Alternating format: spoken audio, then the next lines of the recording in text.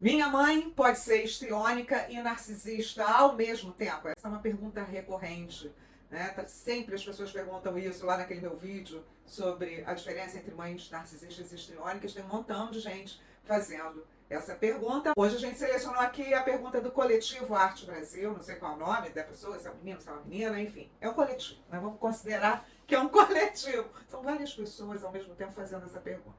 Doutora, primeira vez no canal, buscando um alívio. Sou adulta, casada e vivo bem minha vida. Mas a mãe quer invadir minha privacidade, me desrespeita direto e diz que é amor. Que amor é esse que controla, age de forma que acha ser bom? Nem me pergunta se quero tal coisa ou o que acho de certa decisão que envolve minha vida. É possível a pessoa ser as duas coisas ao mesmo tempo? Histriônica e narcisista? Ou se é um, é outro? Gostei muito da sua forma de explicar e te achei muito elegante. Parabéns. Ai, gente, adorei essa parte do elegante. Obrigada. Muito obrigada por me achar elegante. Enfim, como eu disse, pergunta recorrente, as pessoas sempre me questionam sobre isso. Sim, a pessoa pode ser histriônica, prioritariamente, né? E ter traços narcisistas. Ou ter um transtorno de personalidade histriônica com traços obsessivos compulsivos? Pode, sem dúvida nenhuma. Muitos profissionais descrevem até os dois transtornos, quando vamos laudar lá, né? Ah, fulana tem transtorno de personalidade histriônica e transtorno de personalidade narcisista. Eu prefiro fazer de outro modo, porque existe um diagnóstico diferencial. Existe uma diferença aí enorme entre os dois transtornos. Em primeiro lugar, o narcisista, ele se incomoda em ser considerado vítima, né? Ele se incomoda em estar por baixo, ser visto como inferior. Isso é um incômodo para ele. A histriônica, a pessoa com transtorno de personalidade histriônica, não se incomoda, inclusive usa esse argumento para chamar atenção. Para chamar atenção para si mesma. Então, está sempre com uma condição física meio esquisita, com uma dor de cabeça que ninguém tem, disputa doenças, sabe? Olha, se alguém fala assim, tô com uma dor de cabeça, ela vai dizer, não, dor de cabeça é a minha, que eu tive em 1942 e é tudo sobre ela. Mas, diferente do narcisista, é sobre ela no seu vitimismo também, né? O narcisista, ele não, a pessoa narcisista pode ser mulher, pode ser homem, né? Sem problema nenhum. A gente, inclusive, está falando de mães narcisistas ou histriônicas, né? O narcisista não. Está sempre, o locus de controle é externo, está sempre buscando no outro essa aprovação incondicional. Eu tinha um professor narcisista, né? Que ele andava, na época que não tinha, né? A gente não era, há 32 anos, há muito tempo. Ele andava com o currículo na mão para dizer o quanto ele era importante, o quanto ele tinha feito, escrito, e, enfim, né? Então, ele tinha essa necessidade de superioridade. A mãe histriônica, ela é desesperada, ela tem um descontrole emocional muito grande, né? Essa é uma diferença bem marcante. A histriônica, ela é destemperada, é teatral, inclusive é daí que vem o nome, né? Tem uma teatralidade, tem uma necessidade de sedução muito grande e para qualquer pessoa. E quando eu falo sobre sedução, eu não me refiro à sedução sexual propriamente. Eu não me refiro a isso. É seduzir o outro pela palavra. Ela gosta de presentear. Ela quer ser, por exemplo, reconhecida como a melhor mãe do planeta ou como a mãe mais sacrificada do planeta. E aí, para ser considerada a mãe mais sacrificada, a melhor mãe, né, no sentido do esforço e tal, ela pega um dos seus filhos e transforma esse filho em algoz ou em boi de piranha, ou sempre diz assim, eu não aguento com essa menina me faz sofrer tudo, eu larguei tudo para cuidar dela, ou esse menino só me causa problema. Eu tenho uma história muito interessante de uma paciente que ela tinha auto-sacrifício, era uma menina boazinha, sabe aquela menina boazinha? E um dia ela surtou, porque ela não suportava a pressão. E ela teve um surto bem sério, com ideação suicida, enfim, e depois com tentativas reais de suicídio, porque a mãe a pressionava o tempo inteiro e dizia, eu não aguento com essa menina, eu que me sacrifico por ela, eu larguei minha vida para cuidar dela e tal. E a mãe, ela era tão controladora, parecida com essa tua aí, coletivo, né? É uma moça, já fica uma moça que ela falou, eu sou casada. Enfim, ela controlava tudo, a cor do esmalte que a menina ia usar, o tamanho do cabelo que ela ficava bem, enfim. de que forma ela deveria se vestir. Então era um emaranhamento, a menina era uma extensão dos desejos dela, sabe? E chegou a um ponto que essa pessoa, com 28 anos de idade, surtou. Simplesmente ela surtou porque ela não suportava a pressão. E essa mãe, ela era tão chantagista, absolutamente histriônica. Ela era tão chantagista que essa menina em crise, né? Em crise por conta de toda essa manipulação, ela... a mãe disse para ela, tinha voltado de uma internação, ela foi internada, né, por conta da tentativa de suicídio e tudo mais, e a mãe disse para ela, você me mata, ela tentando se recuperar, né, de toda essa história, você me mata, a minha pressão está, sei lá, 20/18, e eu tô saindo daqui, vou pro hospital, porque você acaba comigo e tal. A mãe bateu a porta, foi embora, a menina sofrendo, me mandou um recado, o que eu vou fazer? Eu faço muito mal à minha mãe, né, de tão manipuladora que essa pessoa é. O que eu vou fazer e tal? Eu falei, calma, fica calma, tranquilidade, se ela foi pro médico, porque lá as coisas serão resolvidas. Vocês não acreditam. Poucos minutos depois, a minha paciente me manda um recado, tá tudo bem, Adriana? Acabo de ver um stories da minha mãe, ela tá com uma amiga tomando chopp no bar, no restaurante, não sei o quê. Ou seja, esse tipo de manipulação é característico de uma mãe histriônica. A mãe narcisista, ela olha para si mesma, ela dá pouca importância ao outro. Então, o sujeito ele sofre muito mais por privação emocional, quem tem mãe narcisista, do que propriamente com esse emaranhamento, com essa necessidade de controle que uma mãe histriônica tem. Eu costumo dizer que ser filho de mãe histriônica é muito pior que ser filho de mãe narcisista. Agora, voltando à pergunta, né, o cerne da questão, é possível ser histriônico, ter um transtorno de personalidade histriônico e ter transtorno de personalidade narcisista? Eu faria o seguinte diagnóstico, né? No caso, se eu percebo que tem traços narcisistas, eu diria isso. Transtorno de personalidade histriônica com traços do transtorno de personalidade narcisista. Mas eu acho que o sujeito, ele prioritariamente, ele tem uma personalidade, um conjunto de esquemas, né, que formam um transtorno de personalidade, quando esses esquemas são desadaptativos, por óbvio. Então, compreendem? Né? As pessoas falam, cara, mas a minha mãe é manipuladora, a histriônica é muito manipuladora. O narcisista, ele manipula o sujeito, sim, mas para conseguir o seu objetivo, que geralmente tem a ver com o seu brilho, né? Com o seu sucesso, com a sua elevação, né? Olha que pessoa especial, olha que pessoa maravilhosa. A histriônica, ela pode ser vista, gostaria muito mais, né, de ser vista como, coitadinha, olha aí, poxa, como é que ela sofre, ai, né, os filhos não vêm visitar. As histriônicas, elas são muito queixosas. Os narcisistas são muito da exuberância, né? Eles são muito falastrões, né? Sem dúvida nenhuma. Eles querem mostrar a sua superioridade. E quando não falam sobre isso, estão conversando com você pensando, ai, como ela é pequena, meu Deus do céu, como não vale nada. Entende essa história?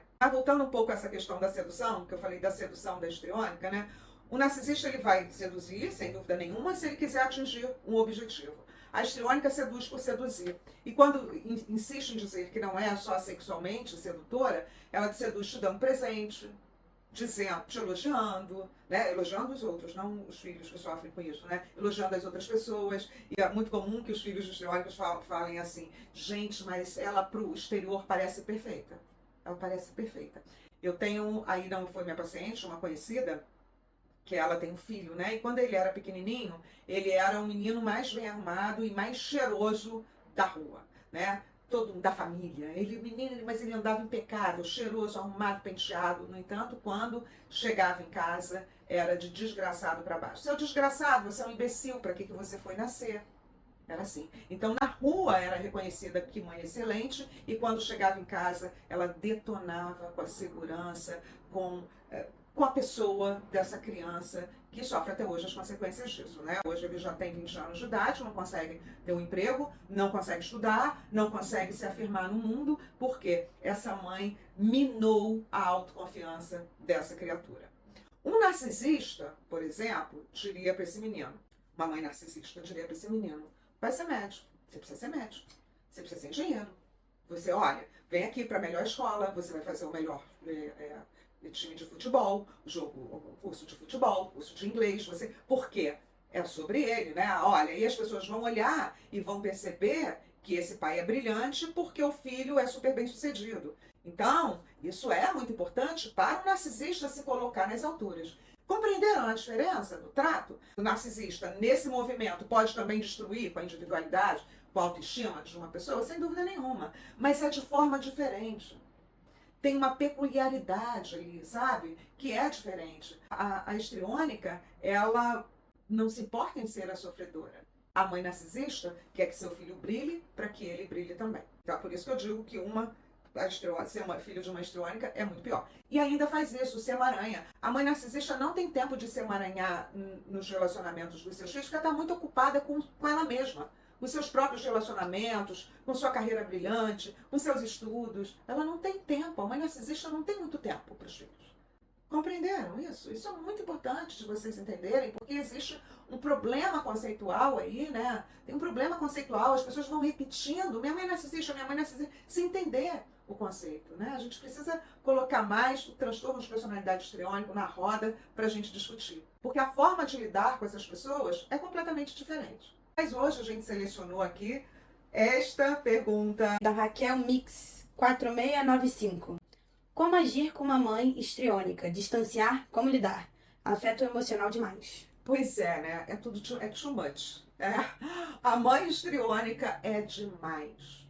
Algumas pessoas, alguns profissionais falam do contato zero, né? Contato zero, gente. Às vezes é impossível. Você mora na mesma casa, ou você tem culpa e tem que cuidar daquela mãe ali, você é filha única e coisa e tal, coisa e tal. Então, é projeto impossível. Qual é a minha sugestão sempre? Em primeiro lugar, tem que fazer terapia, né, galera? Tem que fazer terapia para poder lidar com o doido que está do seu lado. Isso é um fato. A gente precisa de autoconhecimento e de um lugar de acolhimento, né, para essas questões, e de autoconhecimento, e separar o joio do trigo, o que é seu e o que é dela. Que é dessa mãe que joga o lixo em cima de você, né? Que geralmente a histriônica joga o lixo inteirinho em cima dos seus filhos. E aliás, também, como a narcisista faz. Mas a forma para lidar com uma mãe histriônica é você compreender que essa figura é uma criança que não aprendeu a amar. Ah, Adriana, você está falando que eu tenho que ter compaixão com a minha mãe histriônica? É. E tratar como uma criança que faz pirraça, para que você não seja tão atingido pelos absurdos que uma mãe histriônica é capaz de fazer. Então, é olhar mesmo de cima como um adulto, primeiro que é trabalhar na construção do seu adulto saudável para lidar com uma criança que faz birra e pirraça e que não sabe lidar com as suas próprias emoções.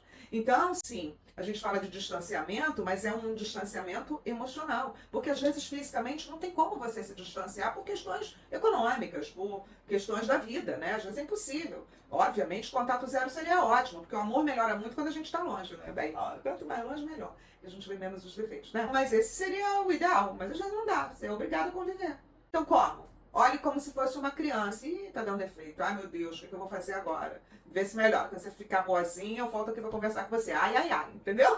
Para com isso. Vamos falar das emoções direito. Por quê que eu tô dizendo isso, né? Porque como a histriônica, ela não consegue ter contato com as suas emoções primordiais, com as emoções mesmo, com aquilo que a faz sofrer, ela joga isso para o corpo, né?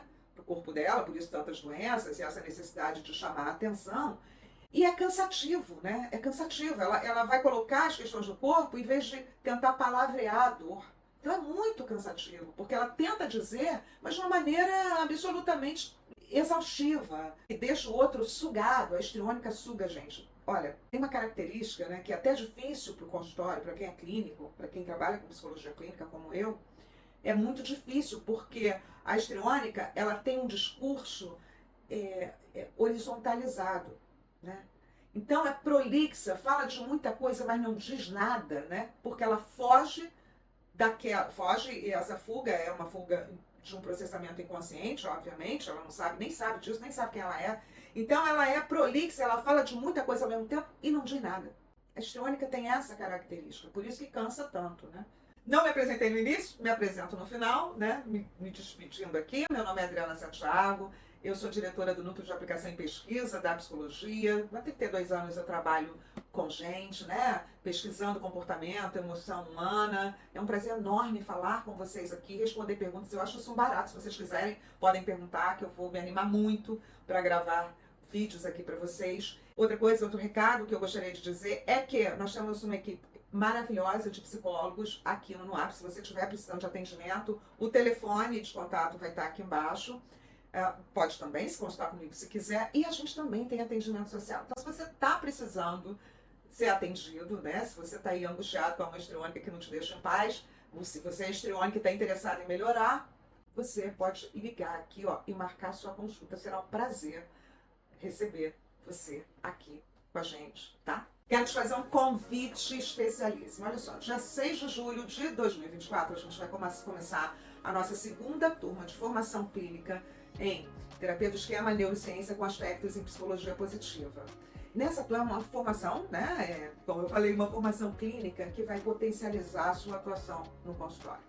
O que a gente faz ali? A gente vai falar no primeiro momento sobre neurociência. O que a neurociência tem descoberto sobre os transtornos, né, psicológicos, os transtornos de personalidade, os transtornos mentais de uma forma geral.